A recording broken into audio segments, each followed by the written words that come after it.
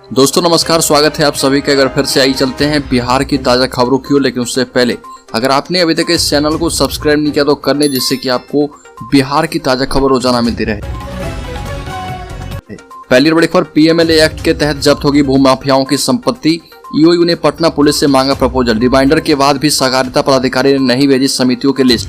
पटना में नेपाली नगर स्थित 1024 एकड़ की सरकारी जमीन को अवैध तरीके से बेचने वाले भूमाफियाओं के खिलाफ आर्थिक अपराध इकाई ईओयू बड़ी कार्रवाई करने की तैयारी में है। कार्रवाई prevention of money laundering act के तहत होगी। इसके लिए ईओयू ने पटना पुलिस से एक प्रपोजल बनाकर भेजने को कहा है। उम्मीद है कि जल्द ही यह प्रपोजल ईओयू को सौंप दिया जाएगा, जिसके बाद राजीव नगर थाना के तहत नेपाली नगर के 1024 एकड़ की जमीन को अवैध तरीके से बेचने वालों की संपत्ति को जब्त करने की प्रक्रिया शुरू कर दी जाएगी। ईओयू की तरफ से इसकी पुष्टि कर दी गई है। दरअसल इस मामले की जांच ईओयू हाईकोर्ट से मिले निर्देशों के तहत कर रही है। अगली खबर, दिल्ली में हुई आरजेडी कार्यकारिणी की बैठक में बवाल हुआ। लालू के लाल तेजप्रताप यादव से गाली गलौज। नहीं पहुंचे जगदानंद सिंह। राष्ट्रीय जनता दल की राष्ट्रीय कार्यकारिणी की बैठक में लालू प्रसाद यादव के बेटे तेजप्रताप यादव ने हाई वोल्टेज ड्रामा खड़ा कर दिया। दिल्ली में हो रही इस हाई लेवल बैठक में उनकी पार्टी के राष्ट्रीय महासचिव श्याम रजक से भिड़ंत हो गई।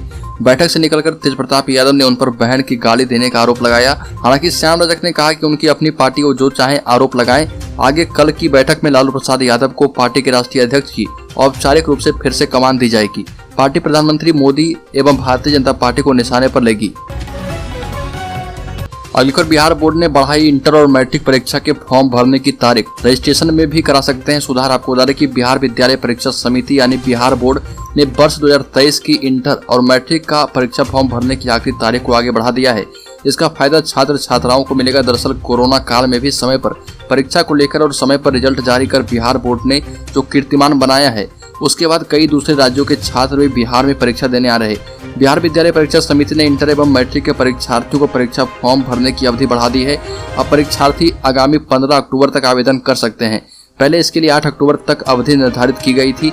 इसके साथ ही बोर्ड ने यह भी स्पष्ट किया है कि अगर किसी परीक्षार्थी के मूल पंजीयन कार्ड में किसी तरह की गड़बड़ी है तो उसमें सुधार किया जा सकता है। परीक्षार्थी अपने नाम, माता पिता के नाम और राष्ट्रीयता, फोटो, जन्मतिथि, जाति, धर्म आदि में सुधार कर सकते हैं। अगली खबर, बिहार नगर पालिका चुनाव को लेकर आयोग कर रहा मंथन। आपको बता दें कि पटना हाईकोर्ट ने नगर पालिका चुनाव पर रोक लगाने का निर्देश नहीं दिया है। उसकी आपत्ति सिर्फ ओबीसी सीट को लेकर, जिसकी आयोग ओपन सीट मानकर चुनाव करा सकता है। पटना हाईकोर्ट के फैसले के बाद राज्य निर्वाचन आयोग ने तत्काल प्रभाव से दोनों चरणों की चुनावी कार्यक्रम को स्थगित कर दिया था। अब आगे के कार्यक्रम को लेकर आयोग में मंथन चल रहा। आयोग अब कोर्ट के फैसले के आलोक में चुनावी कार्यक्रम को लेकर विचार कर रहा।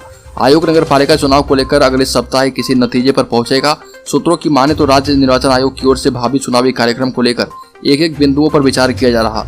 अगला चुनावी कार्यक्रम क्या हो, साथ ही जिलों को क्या निर्देश दिया जाए, मतदान की तिथि क्या हो और नए सिरे से मतपत्र की छपाई कराई जाए, नामांकन को लेकर कौन सी प्रक्रिया अपनाई जाए, क्या ओबीसी सीटों पर नामांकन कराया जाए, ये सभी पदों पर एक बार फिर से नामांकन का कार्यक्रम निर्धारित किया जाए। पटना हाईकोर्ट ने नगरपालिका चुनाव पर रोक लगाने का निर्देश नहीं दिया है और उसकी आपत्ति सिर्फ ओबीसी सीट को लेकर थी, जिसको आयोग ओपन सीट मानकर चुनाव अब करा सकता है। ऐसे में आयोग ओबीसी सीट पर अपनाई जाने वाली चुनावी प्रक्रिया पर भी मंथन कर रहा। सभी पक्षों पर किसी ठोस नतीजे पर पहुंचने के बाद ही आयोग अगले सप्ताह तक कोई निर्णय ले सकता है। अगली खबर, बिहार के शिक्षकों की स्थिति काफी दयनीय हो चुकी है। समान काम के लिए समान वेतन की मांग जायज है। पुरानी पेंशन योजना को लागू कराने के लिए संघर्ष जारी होगा। और यह बातें सूबे के पूर्व मंत्री महाचंद्र सिंह ने कोयनी में आयोजित एक बैठक में कही। स्नातक उत्तीर्ण मतदाताओं का नाम वोटर लिस्ट में ज्यादा से ज्यादा जोड़ने की अपील भी की है। वहीं पंडित दीनदयाल उपाध्याय के चित्र पर पुष्प अर्पित कर जयंती मनाई गई। ये भी कहा कि शिक्षकों का सम्मान केवल शिक्षक दिवस के दिन होता है। उन्हें 15% वेतन वृद्धि का लाभ नहीं मिल पा रहा। कैबिनेट से पास होने के बाद भी अधिकारी मनमानी करते हैं। दुर्गा पूजा, छठ, दीपावली में शिक्षकों के वेतन का भुगतान भी शीघ्र हो, इसके लिए प्रयास होने चाहिए। अगली खबर, भागलपुर में गंगा में डूबकर 2 चरवाहा और 40 से 50 भैंसें लापता। भागलपुर में गंगा में डूबकर 2 चरवाहा और 40-50 भैंसें लापता हो गई।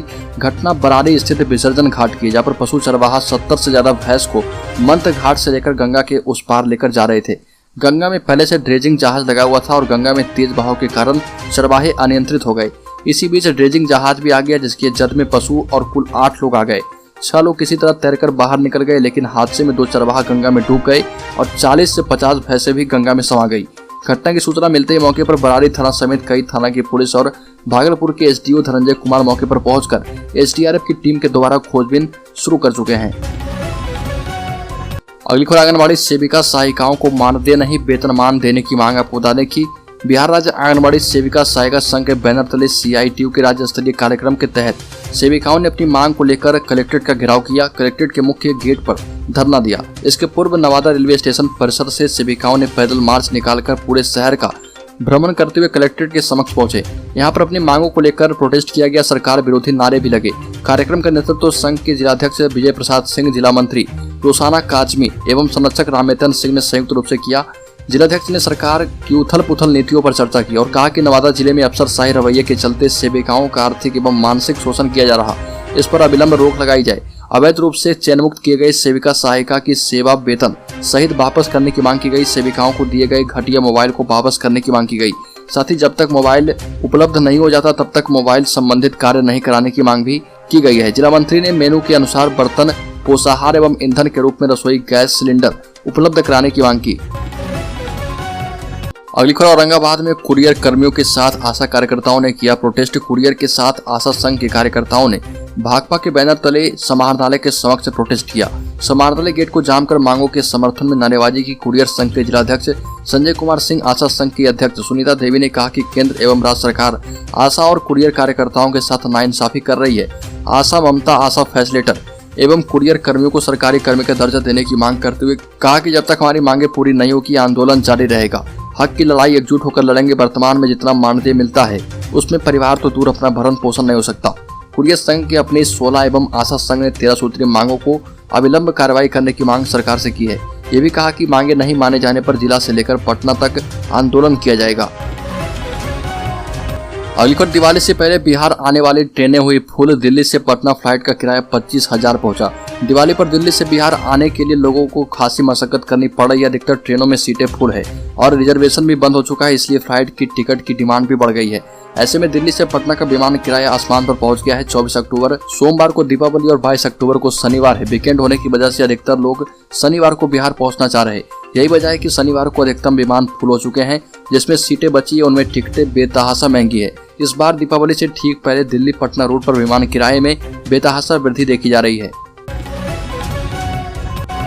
ऐसे से सितंबर वेतन नियोजित शिक्षकों को जल्द मिलने वाला है। 11 अरब 33 करोड़ की राशि के जरिए नियोजित शिक्षकों का होगा भुगतान और इस राशि से सितंबर महीने की वेतन का भुगतान किया जाएगा। सितंबर की राशि और शिक्षकों के एरियर की राशि जिलों के पास पहुंच चुकी है और इसके बाद अब सिर्फ कैटेगरी में बांटकर शिक्षकों को भुगतान कर दिया जाएगा। राज्य सरकार के सख्त रुख के कारण सभी जिलों को निर्देश दिया गया है कि भुगतान जल्द से जल्द करें। संघीय पदाधिकारियों के द्वारा एरियर की राशि भी जल्द से जल्द देने की तैयारी की जा रही है। अगली बार निकाय चुनाव पर रोक के बाद आंदोलन की बारी आई। अगले हफ्ते 2 राज्यव्यापी प्रोटेस्ट किए जाएंगे। जेडीयू के खिलाफ बीजेपी और बीजेपी के खिलाफ जेडीयू करेगी आंदोलन। निकाय चुनाव पर रोक के बाद भाजपा और जदयू पूरी तरह से आमने सामने है। दोनों दल एक दूसरे को इसके लिए दोषी मान रहे। अब भाजपा और जदयू एक दूसरे को दोषी मानने के साथ साथ एक दूसरे के खिलाफ आंदोलन भी करने वाले हैं। पिछले दिनों भाजपा ने पूरे राज्य में जिला मुख्यालय पर नीतीश कुमार का पुतला दहन करके इसकी शुरुआत कर दी है। उधर जदयू भी भाजपा के खिलाफ राज्यव्यापी आंदोलन करने की घोषणा कर चुकी है। आने वाले दिनों में मुख्यालय पर यह प्रदर्शन किया जाएगा। दरअसल बात यह है कि हाईकोर्ट ने निकाय चुनाव पर जिस तरह से रोक लगाई है उसकी मूल वजह बिहार में निकाय चुनाव में दिया जाने वाला आरक्षण है। इसमें हाईकोर्ट का मानना यह है कि बिहार सरकार ने उचित रूल बुक बनाकर इस आरक्षण को नहीं दिया है।